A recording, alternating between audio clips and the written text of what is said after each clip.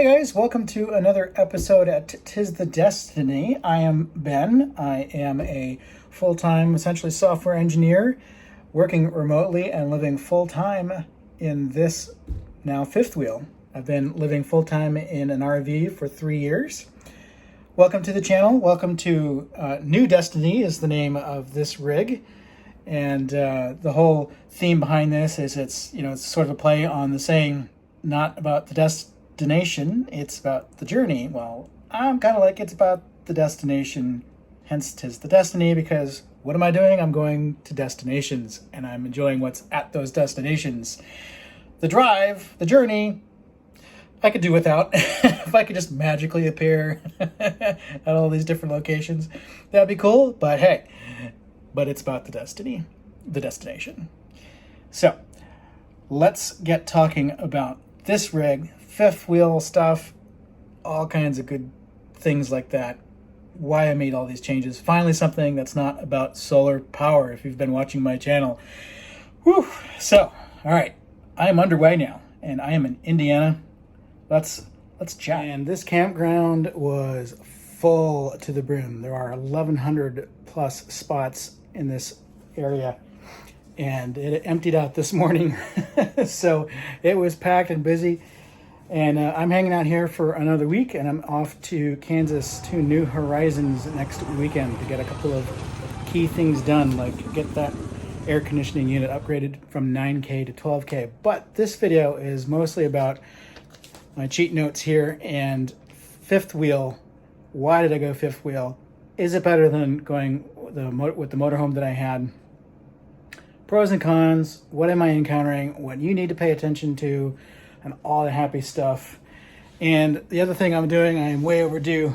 I was just watching a video because it's been so long on how to recharge the on-the-go portable water softener that I use.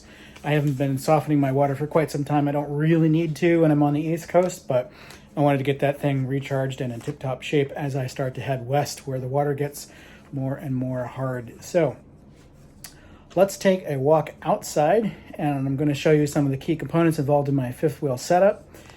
And I'm also going to talk about why I made a change to this particular unit, and both the design changes that I wanted to have and made in here for my particular lifestyle, and why I made them and all that sort of stuff, and why I chose fifth wheel instead of motorhome, which all kind of plays together. So it's really hard to tease those apart, but I'm going to do my best to try and talk about why I did one thing versus the other. Was it more because I needed an office like you see behind me? Was it more for boondocking? Was it more for power going up the hills in the truck kind of thing? All that kind of stuff. So stay tuned. There's my rig if you're not familiar with it. That's my New Horizons, fifth wheel. It's 38 feet long, although it's probably 40 with that little cargo carrier there on the back. You can see I've got a ladder there. It's a 12-foot ladder. It doesn't quite reach all the way to the roof, so I take it up to the slide out and then use that to get on the roof. And I was doing that for a couple reasons. I have 10 solar panels up there. If you haven't been watching my channel, I have a massive, one of the biggest solar installations you've ever seen in an RV in there. I'm able to run air conditioning on solar. I haven't plugged in since April. That's was July, April, May, June, July, 3 months. I haven't plugged in, and I've been running air conditioning. So go watch my other videos. I'm not going to try not to talk about solar in this particular video. It's all about the rig and why I made these changes. So I was on the roof checking out some of the situation with the solar, and I've also got a little bit of water leak going on. We'll walk up front because I'm actually going to show you my hitch setup. And most fifth wheels have a fifth wheel kingpin setup. I don't. You can see I've got a little bit of a water stain here. It's not wet right now, but I've got a water leak happening here, and sometimes actually it's happening right here right now. So the water is coming out of this seam right now, and I believe it's coming from the roof. It hasn't been raining, so it's just condensation making its way, and I was trying to get up on the roof to see where it's happening, and I think I know, but obviously that needs to get fixed. So I don't have a fifth wheel kingpin setup. I have a gooseneck setup. And so the big difference here is that you literally just have this place to have basically the same kind of ball that you would have on the back of your truck for towing the trailer, but it's an even bigger ball. It sits inside the bed of your truck, right over the axles, and that goes right up in here. And this gives you about 30,000 pounds worth of towing capacity. And this particular hitch is a Gen Y hitch, and it's something that New Horizons recommended to me. I specifically requested having a gooseneck because that uses a lot less space in the bed of the truck, and I'll show you that in a minute. But this particular hitch, you'll see these two areas here, and matching ones on the other side. This is torsion suspension, so this allows the fifth wheel, the trailer, if you will, to move somewhat independently of the truck. And so it's supposed to solve a lot of the ride quality problems that you have with older goosenecks that don't have any sort of suspension in them. And one of the ride quality characteristics that you would get with those older systems, and sometimes with just other improper setups, is you get what's called bucking. And it's called that because, imagine being on the backside of a very large animal who doesn't want you on there. And so you get a lot of this back and forth motion, and that's supposed to help prevent that. And it's not for me. There's something wrong with my setup. So one of the things that I'm going to have to go through, which is one of the reasons I'm going to New Horizons next week, is get this unit swapped out. I don't know if I can. Yeah, the unit here is rated for between 6,500 and 8,500 pounds of pin weight. Now, I only have 5,000 pounds, so Gen Y is going to send me a new one that's rated for between 5,500 and 7,500, and I questioned them about that too. I said, I'm not at 5,500, and they said that they wanted to send me that particular one because of the way the sticker back here, if you remember just a second ago. Where is it? Right there. When I'm on the truck, it's in the green. I don't really trust this sticker. I think it's misplaced, right? It's awfully close to green right now when I'm not even connected. So anyway, these are manufactured specific for New Horizons because this particular plate and the distance require a custom build. So I had to wait 6 weeks for them to manufacture a new one with that new rating. So we're going to get a new one of those, and we'll see how much of the bucking and chucking that solves. Now, I just spoke a little bit about weight, and that keys into some other things that I am dealing with. And I promise I'll stop talking about problems and I'll start talking about the good stuff soon. So, and everything you have to pay attention to.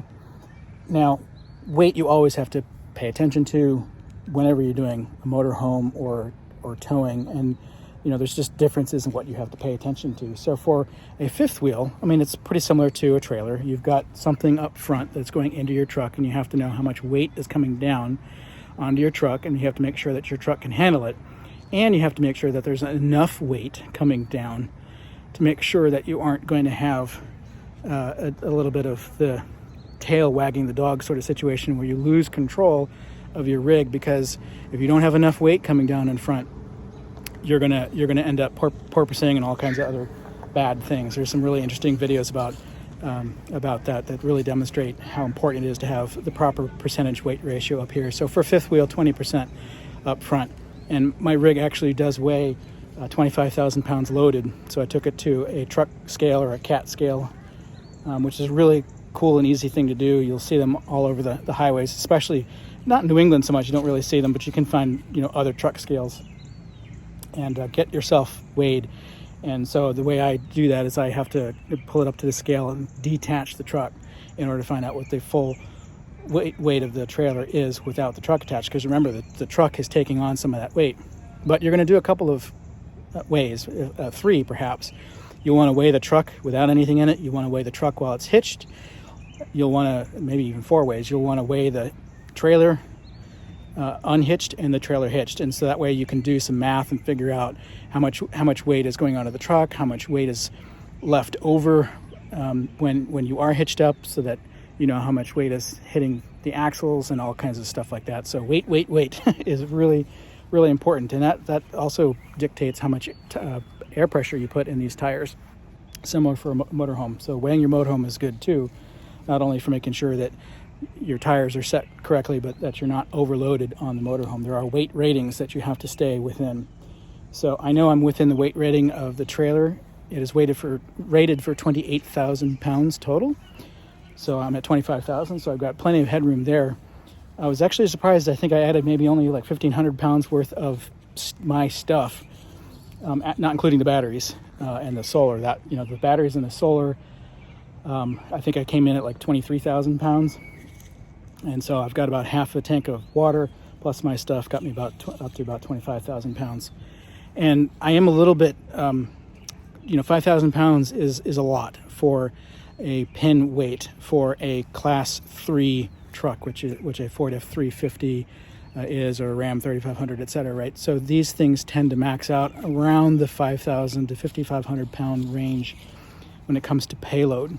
And payload is essentially all the weight that's in the truck, in addition to like the truck just being empty. So I, as a passenger, stuff in the back seat, stuff in the bed of the truck, that's all considered payload, including the pin weight of the trailer coming down. And so this truck, if we come and look at the little placard here, right, there's all kinds of numbers here. That's going to be specific to your truck. You can't just go online and be like, what's the payload of an F-350, right? It depends on how you've optioned the truck. It depends on what size cab you have. It depends on the trim level. It depends on the size of the gas tank and all kinds of stuff like that. So in my particular model is rated payload capacity at 5242. So I've got about 5,000 pounds coming down in the bed of the truck, plus me. I'm at max for the truck. So to me, that's a problem. I think it actually is giving me a poor ride characteristics. If you've ever driven an overloaded car, it kind of feels like that. So there were a couple of things that I did in order to help me get my head around the weight situation. And I'm going to show you the hitch that I have in there now, the hitch that I'm going to be using, and we'll talk about all of that in just a second after I get into the bed of the truck here. So here's the bed of my truck. Now, this is a gooseneck setup, so the only thing, or there's really supposed to be 3 things in here. There's going to be a puck here and a puck here that accepts safety chains. They're smaller than this. So as far as taking up space in the bed of the truck, this hitch setup means I only have these 3 things, which easily come out and are stowable, and I often don't even have to do that in order to make use of the bed of this truck. So that's a huge advantage over having a giant 5th wheel hitch in here that often weighs too much to take out, at least with one person. And even when you do that, where do you put it, especially at a campground? Like, I guess I could just sit it by the side of the RV. Not something I would want to do, but anyway. So here's the ball that I used on my way here. I'm not going to continue using this for a couple of reasons. Well, number one, it appeared to break on the way out here. It's now falsely reading 1,000 pounds, even though it's not hitched up. But when I did hitch up, it read almost exactly 5,000 pounds. It was properly zeroed at that time. I think I ended up breaking this as a result of driving with it and having all that bucking and chucking. And I probably went over way over the 7,000 pound sort of red line limit as a result of the forces of just kind of moving and driving. So the other reason I want to swap this out anyway is this puts the ball up relatively high, which puts the trailer up higher, which actually puts more weight on the truck. So the other ball that I have is a well-known B&W gooseneck ball, and it's just a basic ball. There's no scaling or anything, but the ball is lower so that the trailer will ride lower, and it will put less weight in the back of the truck, and that should provide a better ride. So in addition to doing that, the other thing I did in order to try and achieve a better ride is I installed a little bit of a suspension modification. So we're going to look at a couple things here. This F-350 was optioned with a 14K package, so you get this additional leaf spring with its stops here. So this is not normally engaged unless you're pretty heavily loaded. Now when I connect up the trailer, those leaf springs do engage. So that's pretty heavy loading. And the other thing that you get in here, I'm not sure if I'm gonna be able to get at it at night, is normally, yeah, it's really dark in here, and I'm not sure how to turn the light on. Anyway, you can see kind of like right here by my hand, there's this little rubber bumper looking thing. This is what I installed. This is the SES, Timbren SES kit, and it looks like it's engaging the axle right here. It's not, but when I start to load up, I start to actually engage this. So this provides a little bit of cushioning and a softer ride, as opposed to what was here before was a factory sort of bump stop, a very hard piece of plastic. So when the axle got to that point, it was a hard stop, as opposed to slowly engaging and providing a softer ride. So that has definitely actually smoothed out my ride. I got all kinds of mud nonsense in my hair from being under there. That definitely smoothed out the ride with respect to going over those bigger bumps. And so instead of the truck kind of, you know, coming down and going whack, it was more of a bounce. So that was better, but I'm still, you know, bouncing too much. So we're going to be playing with that. But big pro of gooseneck setup is that's the only thing really in the back of the truck. So let's talk about this particular truck. This is a 2020 F350. I had custom built specifically for me, because I just wanted those particular specs. This is the 6.7 liter Power Stroke. That's their turbo diesel. 400, I don't know the exact specs. You know, please don't rip my head off if I get them wrong, but it's somewhere in the range of 450 horsepower, 1,000 pound-feet of torque. This thing is a beast. The truck, when I'm fully loaded, weighs, well, actually the truck, when it's not fully loaded, weighs something like, what is it, 14,000 miles, about 8,500, let's just say 9,000 pounds. And this thing is about 25,000 pounds. So combined, I'm 34,000 pounds. And the motorhome that I was driving, the motorhome itself weighed about 35,000 pounds. Plus, I was towing a car with a trailer behind me. Now, if I was towing a Jeep, it was a little bit lighter. So somewhere between another 4,000 to 5,000 pounds. So I had about almost 40,000 pounds of weight with the motorhome, with a motor that was 360 horse and about 700 or 800 pound-feet of torque. So I have way more power here, and I have a 10-speed transmission. So this thing hauls. I can get up and merge on the highway and be going at least 60 miles an hour, generally highway speeds by the time I merge onto the highway, which is just amazing. And I can go up those 6% grades at 60 miles an hour, no problem. So super happy with that. And I love the fact that I basically have all the creature comforts of an actual vehicle inside, as opposed to some sort of thrown together bus style interior that motorhomes tend to have. And the chairs in here are quite comfortable. So I'm really quite happy with the truck. What am I getting for gas mileage? When I drive 62 miles an hour, which is what I did with the motorhome, I get in excess of 9.5 or so miles to the gallon, depends on the terrain. If I'm doing, I've become comfortable doing 68 towing, and that gets me about 8.8 to 8.9 miles to a gallon. So that's pretty fantastic for towing something, you know, this size. I mean, this thing is 13'5" tall. I've got a 52 gallon factory tank in here, so while I'm towing, I can get, you know, do the math. I can do several hundred miles of towing, no problem. When I'm not towing, I mean, gosh, I get like 17 miles to a gallon, so I have like 700 miles to a tank of gas. So yeah, I'm really impressed with this particular truck. I'd actually written off Ford in general, you know, many years ago, but I chose to go with Ford for a truck because not only they're really well known for their trucks, but there's just service areas everywhere, and that was important to me, to be able to have easy access to service. And they have not disappointed with this truck. I've had this truck since November. It's now the beginning of July. I've got 7,000 or so miles on it now. I've not had any problems, knock on wood. And I'm looking, you know, I really like driving it. There's two downsides to it. It's enormous.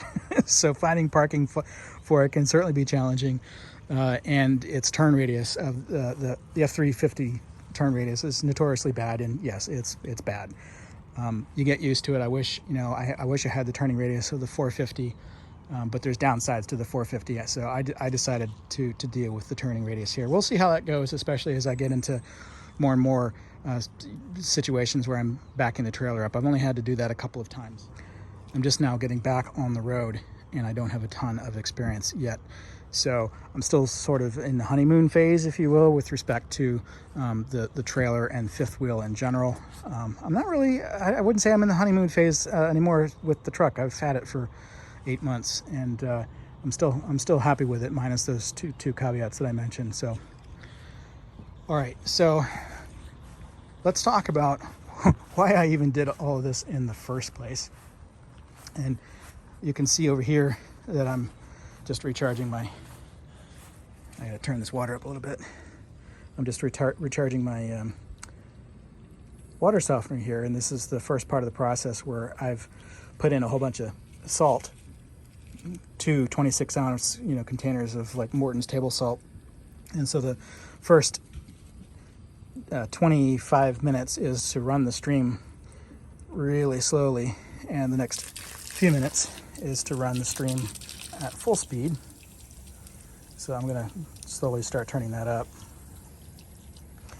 while I talk. And we'll take a look, since we're outside, we'll take a look at the the underbelly here. And I have more clearance here in the fifth wheel than I did with the motorhome, and that's one of the big reasons I decided to make a change. I wanted to have diesel. I wanted to have sort of a luxury interior. So you can, with a motorhome, if you get gas, those chassis typically ride a lot higher, so you have more clearance, but I really didn't want gas. So the diesel ones just tend to ride lower. So for boondocking, that's really important. I'm going to be driving over, terrain like this, like where you got a bump that goes from like the road to the grass, or wherever it is. It's just very uneven. And I didn't, I was scraping and bottoming out the motorhome, and this I'll have much less of a problem with that. So that's one of the big reasons I did it. The second reason relates to the solar setup, and that is there's essentially only one electrical system in the trailer, and that's the 12-volt system. And in a motorhome, you've got two 12-volt systems. You have the one for the chassis, and you have the one for the house. And you get into all kinds of weird stuff if you try to convert the house over to lithium, but you leave the chassis batteries on the normal lead acid batteries, and for engine starting, you don't want to put those on lithiums. Those are not strong enough to start a diesel engine. So you get into all kinds of weird stuff with trying to merge those two systems that have different battery types. There's ways to do it. I just didn't want to deal with it, especially in the new Mar, because they've got the Silverleaf integration, and Silverleaf only supports one kind of battery, and they're really expensive, and blah blah blah. And I had too many existing problems already with those two systems. I didn't want to engineer a new large solar system into that. So with this one, with New Horizons specifically, I was able to custom build everything in here to suit my needs for boondocking. And so we're going to talk about all of that sort of stuff right now. So we already mentioned the clearance here. What you can see up top here are some bits and pieces of the solar panels. There are 10 335 watt panels up there, and that consumes basically all of the roof space. The gap here and the gap here is for air conditioning, and essentially the rest of the roof is taken up with solar panels. So that would have been a lot harder to do with any other RV, especially one that won't do a custom build for you, because there's going to be other obstructions on the roof. So this made it easy to maximize my rooftop solar capabilities. So that was the first reason. The second reason is I knew I was going to have a very large battery system. Sorry, I've got to turn this water up a little bit more. It's one of the downsides of these things, is the recharge process uses an awful lot of water. So actually, while we're walking by here, also important for boondocking and having an independent solar system and staying off grid and not connecting, you'll notice I don't have an electrical cord hooked up to shore power here. I don't even have water hooked up right now. Is a mini split air conditioning, and that is super important for boondocking because they are so much more efficient. But in here, these panels that I'm opening now, this was actually a custom request. They don't normally put these panels in this configuration at all. They just have like maybe a little pop out, or this whole door configuration was something I worked with them to get because I knew I was going to need access to basically my battery bank right here. So this, spans most of this side of the basement. I had them install a wall here. They fabricated this metal right here for the batteries to rest on. So they were fantastic like that. And then, on the other side of the panel here, this is not something I had intended to do. I wanted these inverters to be on the other side of the of this panel there, but I had to, just for space reasons, I had to put the inverters here on this side. But they worked with me to do all of this sort of custom work so that I could get this in here. So again, that was a huge advantage for me. Standard water filter back there, but behind this panel, one of the cool things that they had as an actual option for me was to put in an accumulator tank. So there is a 2-gallon water accumulator tank back there. And what is that? That, if you're familiar with well systems, is exactly the same thing as what they're typically blue, large containers that essentially store pressurized water in order to reduce the cycling of your water pump and maintain a nice consistent pressure. So for me, one of the things that kind of was just always in the back of my head and just kind of always reminded you, hey, I'm in an RV, was the fact that you've got pulsating water, unless you've got the water on full blast.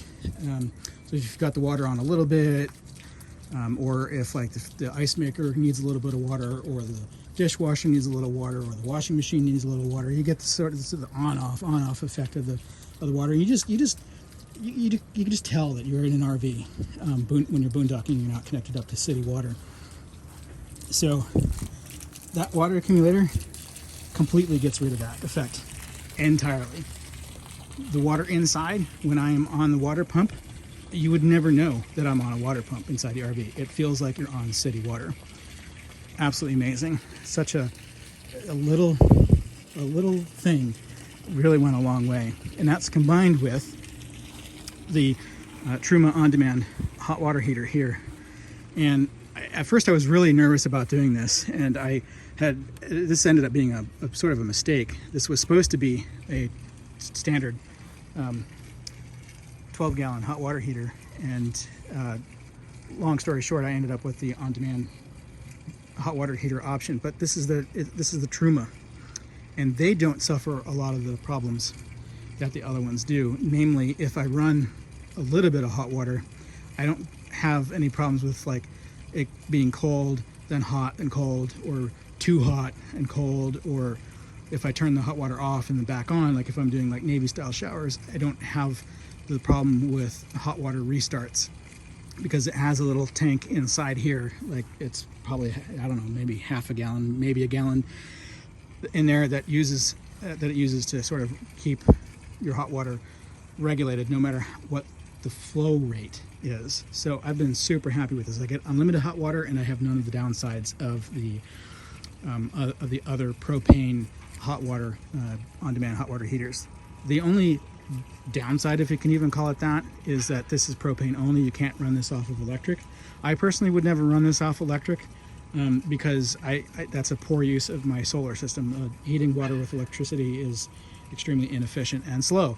And they don't do electric because there's just not enough electrical power when you're hooked into a 50 amp pedestal. There's just not enough electrical power in order for you to generate enough hot water at that flow rate. So meanwhile, I'm flooding out the campground. Turn that on all the way just for a minute. We're going to head inside, and we're going to talk about what I did inside with respect to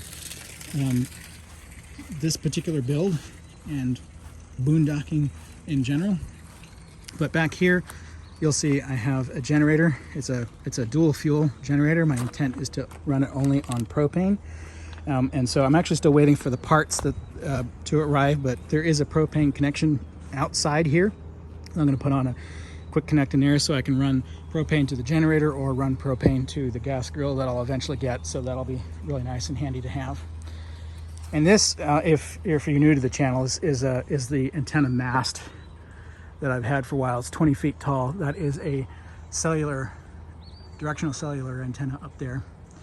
And one of the things that I had New Horizons do, again, because I knew that I occasionally needed to do this, it's important for me to have the internet no matter where I am, is I had them install this bulkhead connector so I can wire the outdoor antenna in here. Now, I mean, it would be cool if I had this mounted on the roof and I had a way to telescope it up, but I mean, you're getting into crazy territory. So at some point I may put like a permanent antenna on the roof and deploy this only when absolutely necessary. But you'd be amazed at how much of a difference getting your antenna up that high makes, because you need to clear all the other RVs in the park and maybe other trees and other obstructions as you get out there. So when I arrived, you know, the cellular router sits right up here. You know, it's pretty high up there with its internal antennas. When I arrived at the campground, I was getting like maybe 5 megabits per second, and now with this I get 30. So huge difference. All right, let's shut this off. And that's pretty much it. So all I really have to do now is just hook up the water to the RV and I'll have soft water. And it was definitely weird to get used to soft water the first time that I did it. It felt like I couldn't get the soap off, but now I absolutely love it. So let's pop in here and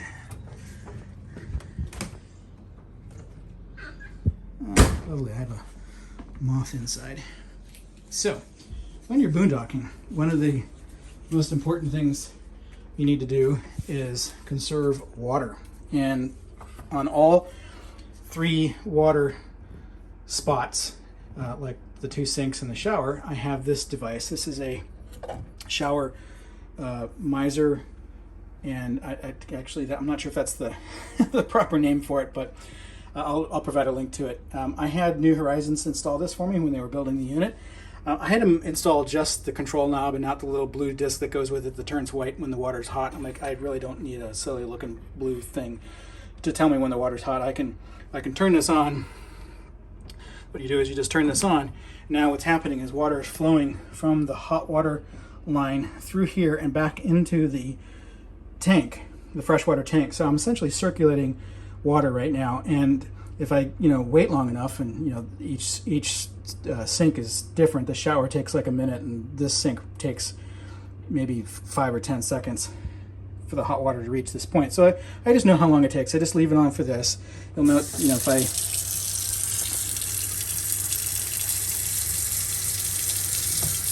that was a bad demonstration. When this is turned all the way, right, and this is turned hot, no hot water comes out, right, because it's all being diverted. But as soon as I turn this on, I get water here, and it's instantly hot, right? So I'm not wasting water by turning this on and waiting for it to get hot. So really important, if I'm going to do like a couple of dishes, or if I just need to wash my hands in some hot water, I'm not wasting a lot of hot water doing that.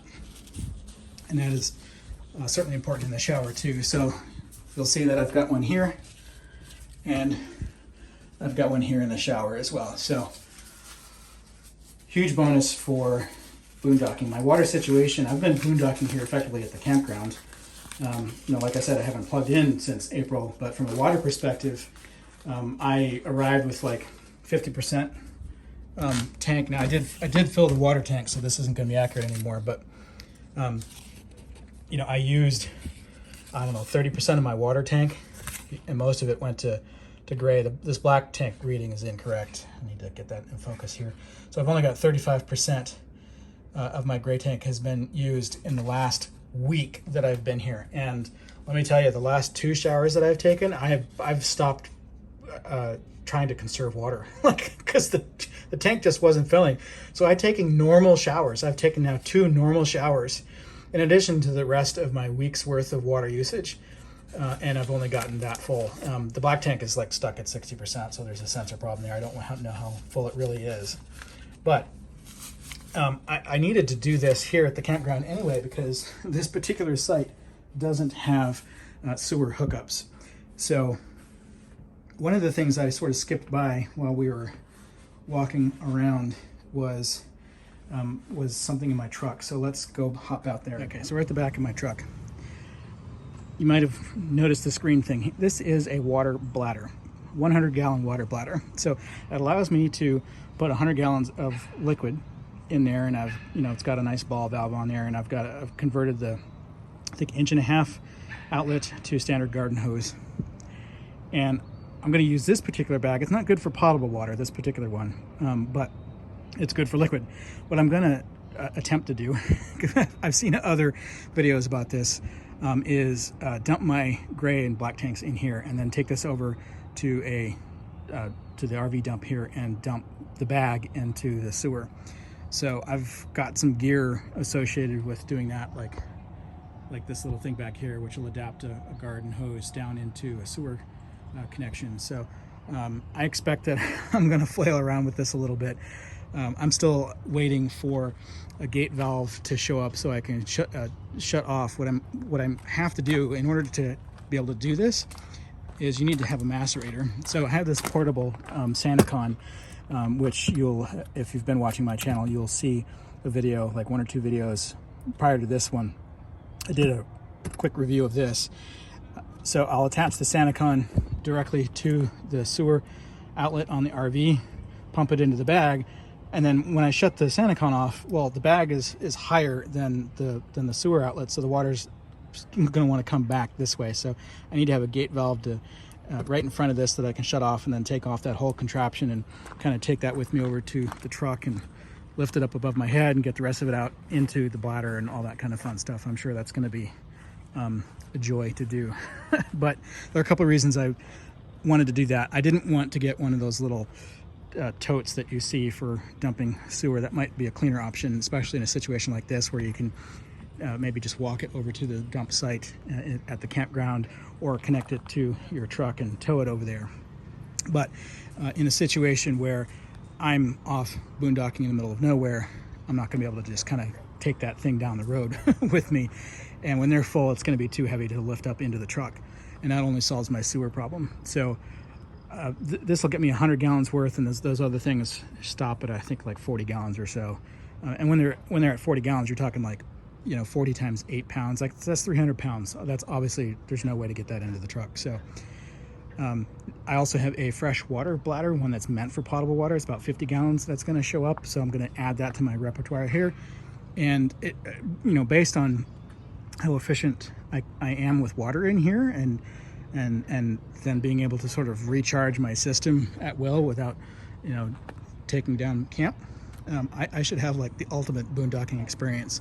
Essentially unlimited water and unlimited power, and it's going to essentially be a no compromise system inside. You really won't know that you're boondocking inside. So I mean, it is like the ultimate like glamping. Okay, well, actually I got everything from my notes, but there's one key thing that I haven't really sort of concluded with yet, because at the beginning of the video I talked about fifth wheel versus motorhome, pros and cons and that sort of thing. I can't say that I've been doing the fifth wheel thing long enough to have a clear choice in my mind.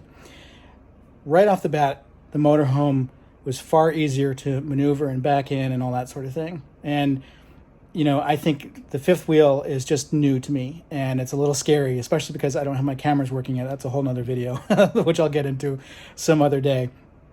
But, so I really need to give myself some more time with the fifth wheel setup. I need to do some actual boondocking and do some actual rough terrain with it and that sort of thing.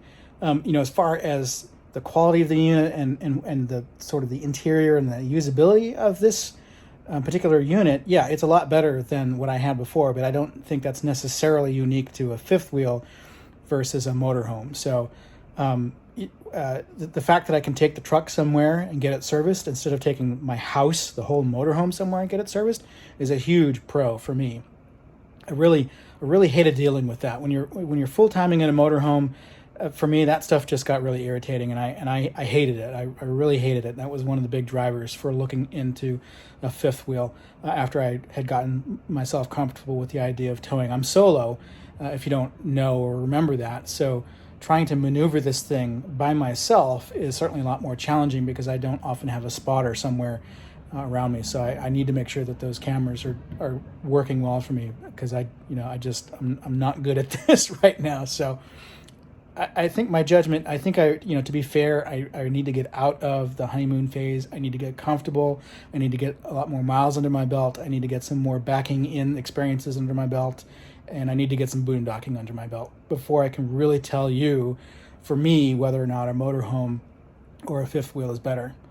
The back of my head is still worried about the fifth wheel choice, simply because of the maneuverability issues that I still have to get used to. I'm assuming that I'm going to get really good at this, and I 6 months from now I'll be like, yeah, it's no problem, and I'll feel the same about the motorhome. But we'll see.